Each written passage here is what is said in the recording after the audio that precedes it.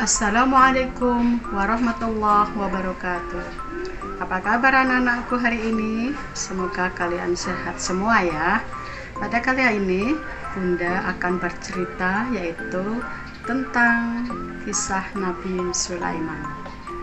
Kalian tahu ya bahwa Nabi Sulaiman itu adalah seorang raja yang kaya raya dan bisa berbicara dengan hewan.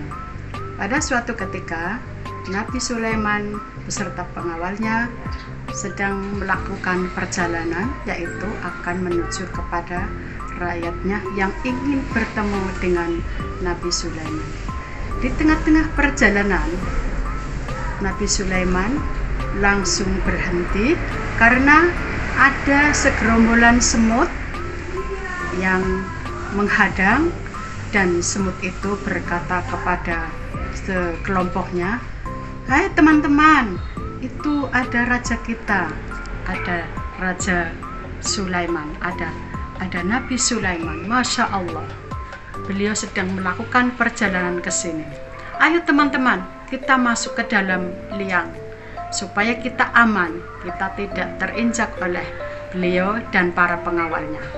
Nabi Sulaiman langsung berhenti dan mendengarkan percakapan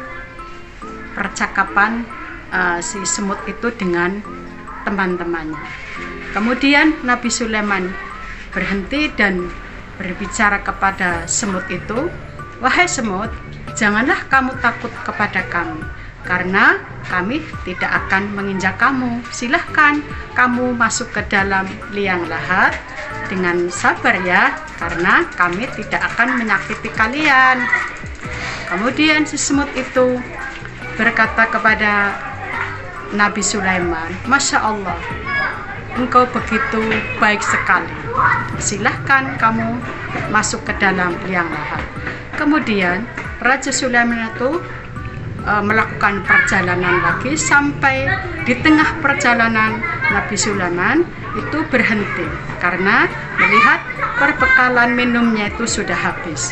Nabi Sulaiman berkata kepada pengawalnya, "Hai pengawal, ini perbekalan kita sudah habis. Ayo kita mencari sumber air. Di mana sumber air ya?" Kemudian pengawalnya itu, "Oh iya, biasanya itu si burung hudhud yang akan menunjukkan sumber air tersebut." Kemudian Raja Sulaiman itu berkata, "Di mana ya si burung hudhud? Kalau dari tadi tidak kelihatan." Gitu. Kemudian, "Oh iya ya, ternyata si burung hudhud itu sedang berbicara dengan temannya burung lagi."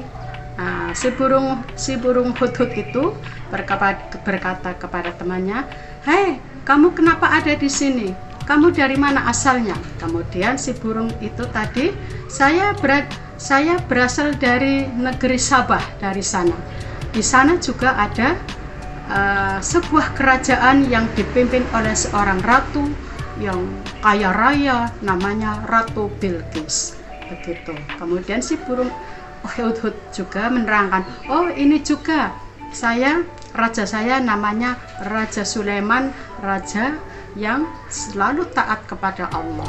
Nanti saya sampaikan ya kepada raja saya." "Oke, begitu, baiklah." Begitu. Kemudian si burung hudhud itu menemui Raja Sulaiman, Nabi Sulaiman. "Ya Tuan, kami tadi sudah ketemu dengan teman saya bahwa di negeri Sabah sana ada sebuah kerajaan yang dipimpin oleh seorang ratu namanya Ratu Bilqis, tetapi beliau itu adalah tidak menyembah kepada Allah, dia menyembahnya dengan matahari." Kemudian Raja Sulaiman itu suruh dia itu untuk mentauhidkan Allah. "Ini saya perintahkan ya, kamu hudhud memberikan surat kepada si Ratu Bilqis." Kemudian si hudhud terbanglah ke negeri Sabah dan memberikan surat kepada Ratu Bilqis. Intinya Ratu Bilqis disuruh untuk beriman kepada Allah, karena kita itu adalah yang menciptakan Allah Subhanahu wa Ta'ala, tiada Tuhan melainkan Allah. Kemudian Ratu Bilqis itu menantang Nabi Sulaiman. saya tidak akan mau. Saya akan mendatangi Nabi Sulaiman. Kenapa saya harus tunduk kepada beliau? Sedangkan saya ini adalah ratu atau raja yang kaya raya juga. Kemudian Ratu Bilqis mendatangi Nabi Sulaiman. Setelah mendatangi ke kerajaan Nabi Sulaiman, kemudian Nabi Sulaiman itu menantang kepada Ratu Bilqis. Ratu Bilqis harus menunjukkan kelebihan yang luar biasa, tetapi beliau tidak bisa. Sekarang gantian, Nabi Sulaiman akan menunjukkan kekuasaan Allah yang sangat luar biasa, yaitu membuat sebuah istana yang megah sekali, terbuat dari kaca, dan di bawahnya itu adalah air yang sangat jernih sekali, seperti kolam ikan yang sangat luar biasa sekali.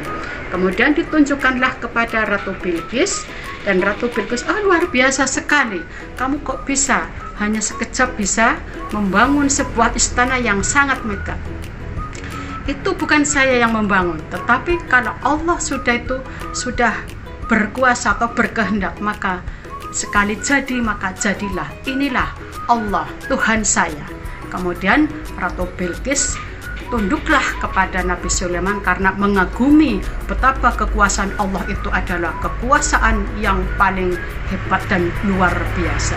Akhirnya Ratu Bilqis itu masuklah menjadi penganut agama Sulaiman, yaitu agama Islam, menjadi seorang yang muslimah.